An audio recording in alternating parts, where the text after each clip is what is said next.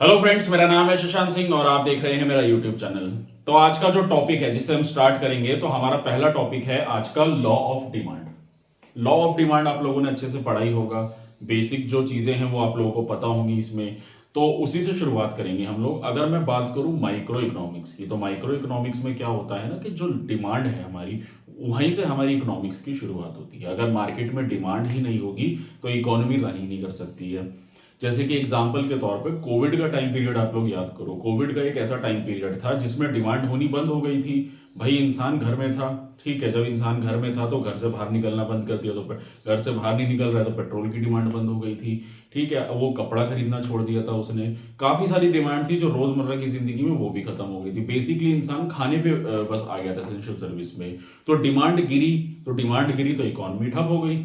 तो वही होता है कि किसी भी इकोनॉमी के लिए, इकोनॉमिक्स में जब हम लोग जब भी शुरुआत करते हैं तो एक डिमांड सबसे एसेंशियल चीज होती है। अगर डिमांड नहीं होगी मार्केट में तो कैसे इकोनॉमी रन करेगी। अब डिमांड होती क्या है, तो देखो पहले डिमांड के बारे में थोड़ा बता देते हैं। हम लोग जो भी चीजें अपनी लाइफ में चाहते हैं, हम लोगों को चाहिए। अगर एक इंसान अगर वो घर में रहता है, वो नौकरी कर रहा है, फैमिली है, तो उसकी सोचो कितनी सारी रिक्वायरमेंट्स है। वो जितनी भी रिक्वायरमेंट्स होती है जो मॉनेटरी मॉनेटरी यानी कि यहाँ पे पैसे से फुलफिल हो रही है, जो पैसा देके वो उस चीज को एक्वायर कर रहा है, वो सारी चीजें डिमांड में आती है। जैसे इंसान सुबह उठता है तो उसको दूध चाहिए, रोज घर में चाय पीने के लिए, खाना चाहिए, कपड़ा चाहिए, घर से बाहर निकलेगा तो गाड़ी से पेट्रोल चाहिए, फिर गाड़ी भी खरीदेगा, फिर बच्चों की स्कूल की फीस हो गई, डॉक्टर की फीस, बहुत सारी चीजें होती हैं ऐसी। वो सारी डिमांड को समझने के लिए हम लोग समझते हैं यहाँ पे डिमांड और प्राइस। यानी कि जो लॉ ऑफ डिमांड है वो क्या कहता है, वो कहता है कि डिमांड और प्राइस यानी कि जो प्रोडक्ट का दाम है उस पर डिमांड वेरी करती है। So basically demand depend on the price. अब हम लोग इस लॉ ऑफ डिमांड को समझेंगे और जानेंगे इसके कुछ हम लोग ग्राफिकल चीजों के बारे में। तो देखिए आपको यहाँ पे दिख रहा होगा डिमांड शेड्यूल इसको कहते हैं, और ये हमारा डिमांड कर्व है। इसमें दो चार चीजें मैंने मेंशन नहीं करी, मैं कर देता हूँ। इसको हम क्वांटिटी कहते हैं और ये हमारा प्राइस होता है, ठीक है। ग्राफ में हमेशा याद रखिएगा, इधर प्राइस आता है, इधर क्वांटिटी आती है हमारी, ठीक है। क्वांटिटी यानी कोई भी चीज हो गई इसकी हम डिमांड, तो ये इंडिविजुअल लेवल पे हम लोग अब इसको समझ रहे हैं। तो लॉ ऑफ डिमांड क्या कहता है? लॉ ऑफ डिमांड कहता है कि अगर किसी भी चीज का दाम बढ़ेगा तो उसकी डिमांड जो है कम रहेगी। जैसे कि एग्जाम्पल के तौर पे अब मार्केट में कोई भी ऐसी चीज है, जैसे मान लीजिए मेरे हाथ में मार्कर है। अब इस मार्कर का दाम अगर वैसे अगर देखा जाए मार्केट में इसका दाम 20 रुपए है। अगर इसी मार्कर का दाम 100 रुपए हो जाएगा तो शायद मैं फिर ध्यान से सोच समझ के खरीदूंगा, कम खरीदूंगा, ज्यादा नहीं खरीदूंगा, और बहुत ध्यान से इसकी। अभी 20 रुपए क्या होता है, नॉमिनल प्राइस होता है। अगर यही मार्केट का दाम 100 रुपए हो जाए या 200 रुपए हो जाए, यानी कि इसका प्राइस बढ़ जाए, तो डिमांड में फ्लक्चुएशन आ जाएगा, मैं मार्कर कम खरीदूंगा। तो वही होता है कि जब भी किसी प्रोडक्ट का दाम बढ़ता है तो उसकी डिमांड कम रहेगी, और जैसे ही दाम कम हो जाएगा तो उसकी डिमांड बढ़ जाती है। ये कहता है हमारा लॉ ऑफ डिमांड, ठीक है। यानी कि ये दोनों हमारे क्या है, इनवर्स रिलेशनशिप है। इनवर्स रिलेशनशिप का मतलब होता है हमारा कि एक चीज बढ़ रही है तो दूसरी घट रही है, इसको हम इनवर्स रिलेशनशिप कहते हैं। लॉ ऑफ डिमांड हमारा इनवर्स रिलेशनशिप में ही आता है। यानी कि हमारी प्राइस अगर बढ़ेगा तो डिमांड घटेगी, प्राइस घटेगा तो डिमांड बढ़ेगी। ये सिंपल आंसर है। अब इसको मैं अगर इसको थोड़ा हम लोग समझ लेंगे ग्राफिकली, तो ये प्राइस है हमारा। प्राइस पहले 12 था, फिर 10 हुआ, फिर 8 हुआ, फिर 6, 4, 2। तो ये बेसिकली क्या है, ये हमारा लेस हो रहा है प्राइस। तो अगर यहाँ प्राइस लेस हो रहा है तो क्वांटिटी ऑफ डिमांड देखो बढ़ती जा रही है। 10, 20, 30, 40, 50, 60। अब इसको हम ग्राफिकली समझेंगे तो यही 10, 20, 30, 40, 50, 60, और ये हमारा प्राइस हो गया इस तरीके से। तो देखो जब 12 रुपए प्राइस था तो 10 की डिमांड हुई, तो 12 रुपए प्राइस था हमारा तो 10 की डिमांड हुई। फिर 10 रुपए जब दाम हुआ तो डिमांड बढ़ के 20 रुपए हो गई। फिर जैसे ये कम हुआ और ये बढ़ता चला गया, तो यानी कि प्राइस जितना कम हुआ उतनी डिमांड हमारी बढ़ती चली जाती है। और डिमांड जब बढ़ती चली जाती है तो उसको हम इस तरीके से ग्राफ पे इस तरह से हम रिप्रेजेंट करते हैं। तो पॉइंट दिख रहे हैं ना आपको, 12 10 का सेट, 10 20 का सेट, 8 30 का सेट, 6 40 का सेट, इस तरीके से बनता है। और ये हमारा बनता है डिमांड कर्व। तो इसी को हम, ये जो होता है ना हमारा, यही होता है हमारा डिमांड कर्व, और इसी को हम कहते हैं डाउनवर्ड स्लोपिंग। अब इसको डाउनवर्ड स्लोपिंग क्यों कहते हैं, देखो डाउनवर्ड स्लोपिंग इसलिए होता है क्योंकि स्लोप नीचे की तरफ है, डाउनवर्ड, ठीक है। एक होता है ग्राफ हमारा इस तरीके से, ये हमारा अपवर्ड होता है, ये हमारे सप्लाई वाले में हम लोग पढ़ेंगे, ठीक है। तो इसलिए डिमांड कर्व हम हमेशा स्लोपिंग नीचे की तरफ ही रहेगा। क्यों? क्योंकि प्राइस घट रहा है तो डिमांड बढ़ रही है। अब आप सोचो ना, एक बार ऐसे ग्राफ बना के देखो, प्राइस भी बढ़ रहा है, डिमांड भी बढ़ रही है, तो ग्राफ हमारा ऐसे जाएगा ना, तो इसलिए ये अपवर्ड स्लोपिंग हो जाता है। तो डाउनवर्ड स्लोपिंग इनवर्स रिलेशनशिप में, तो इसको पॉइंट को आप नोट करना चाहो, अगर इनवर्स रिलेशनशिप में प्राइस और डिमांड में हमेशा अगर इनवर्स रिलेशनशिप है तो स्लोप हमारा डाउनवर्ड ही जाएगा, ठीक है ना। ये इसका एक इंपॉर्टेंट पॉइंट है। अब आते हैं हम लोग, ये तो देखो था मैंने डिमांड फंक्शन के बारे में आप लोगों को बताया। अब आते हैं हमारे इसके कुछ मोस्ट इंपॉर्टेंट चीजों पे। देखो ये इनवर्स रिलेशनशिप मैंने बता दिया आप लोगों को। अब आता है जो समझने वाली चीज है, एक तो मैंने आप लोगों को बताया डाउनवर्ड स्लोपिंग होता है, जो मैंने आपको डिमांड फंक्शन में बताया। उसके बाद मेन चीज जो आती है, other things are constant. Other things are constant का मतलब होता है कि हम लोग जब भी डिमांड और प्राइस के वेरिएंस में, देखो हम लोग क्या है इकोनॉमिक्स में, हम लोग ग्राफ क्यों समझते हैं? ग्राफ इसलिए होता है उसकी प्रेजेंटेशन के लिए, ताकि उन चीजों को सही ढंग से हम प्रेजेंट करके समझ सके, ठीक है ना।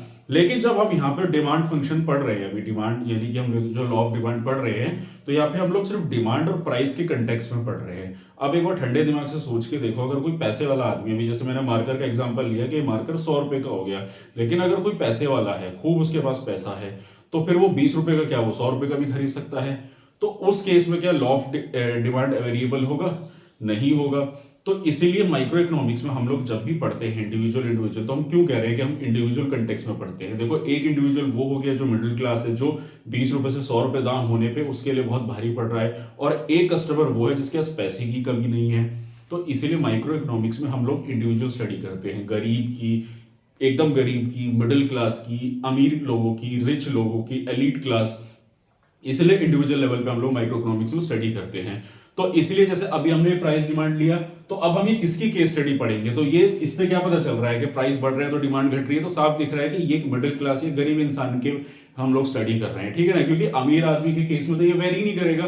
तो इसलिए जो जितनी चीजें होती है ना, इनको हम लोग कांस्टेंट रख लेते हैं। कि कांस्टेंट रखने का मतलब है कि इन चीजों को भी साइड में रख लिया, इनकी इसमें कोई कनेक्शन नहीं है, इसको हम एक अलग लेवल पे लेके चल रहे हैं। क्योंकि अगर डिमांड अगर हम लोग देखें तो किसी का टेस्ट हो गया, मतलब कोई प्रेफरेंस ऐसा है, टेस्ट मतलब होता है कि इंसान को वो चीज ज्यादा पसंद है, तो वो प्राइस नहीं देखता है। फिर इनकम बहुत अच्छी है, पैसा खूब है उसके पास, तो वो उन चीजों में प्राइस नहीं देखेगा, ठीक है ना। अदर प्रोडक्ट्स हो गए, सब्स्टिट्यूट और कॉम्प्लीमेंट्री प्रोडक्ट हो गए। सब्स्टिट्यूट यानी कि अगर एक चीज मार्कर से काम नहीं चल रहा है तो उसकी जगह कोई दूसरा प्रोडक्ट खरीद ले, वो बोर्ड या चौक वाला बोर्ड ले लेगा, ठीक है ना, उसको हम कॉम्प्लीमेंट्री प्रोडक्ट, सब्स्टिट्यूट प्रोडक्ट्स कहते हैं। तो ऐसे केस में क्या होगा कि फिर ऐसे केस में प्राइस और डिमांड वेरी नहीं करेगा, मतलब ये फिर फंक्शन ही वेरी नहीं करेगा।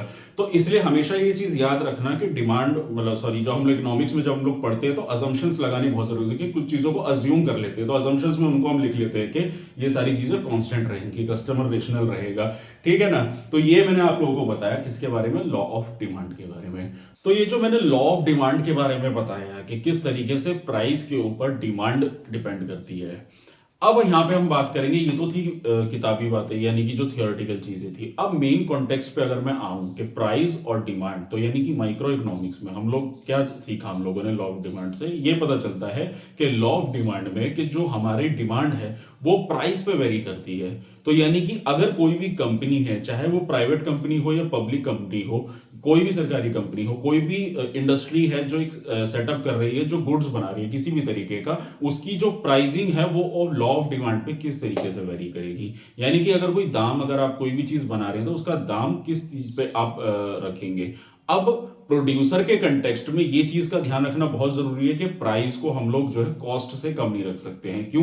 क्योंकि उसकी जो लागत है प्लस उसको प्रॉफिट भी निकालना है, तो मैक्सिमम प्रॉफिट निकालना है। अगर कोई चीज है वो 10 रुपए की बन के तैयार हो रही है, तो 12 रुपए, 13 रुपए, 14 रुपए उसका दाम रखेगा, 2 रुपए, 3 रुपए, 4 रुपए उसका प्रॉफिट के लिए। और हमें क्या ध्यान रखना है? कंज्यूमर का भी ध्यान रखना है कि कंज्यूमर को ज्यादा से ज्यादा महंगा होगा तो वो नहीं खरीद पाएगा। तो इसको आप ऐसे समझो कि क्या होता है कभी कभार मार्केट में, कि हम लोग इसमें एक इकोनॉमिक्स में एक स्ट्रैटेजी होती है जिसको हम कहते हैं कि प्राइस कम करोगे तो प्रॉफिट ज्यादा कमाओगे, और प्राइस ज्यादा करोगे तो प्रॉफिट कम करोगे। कैसे? जैसे मान लो भी मैंने आपको एग्जांपल दिया 10 रुपए का, तो 10 रुपए अगर किसी चीज का दाम है, यानी कि उसकी जो कॉस्टिंग है वो 10 रुपए है, तो उसका उसके बाद क्या, 12 रुपए उसका हम लोग मार्केट प्राइस लगा देते हैं, तो 12 रुपए सस्ता है। लेकिन अगर उसका हमने मार्केट प्राइस 20 रुपए लगा दिया तो शायद लोग उसको कम खरीदेंगे, और 12 रुपए में लोग क्या करेंगे, ज्यादा खरीदेंगे। तो ज्यादा लोग खरीदेंगे तो क्या होगा, प्रॉफिट उसका 2-2 रुपए से वो इजीली स्क्वायर ऑफ कर लेगा।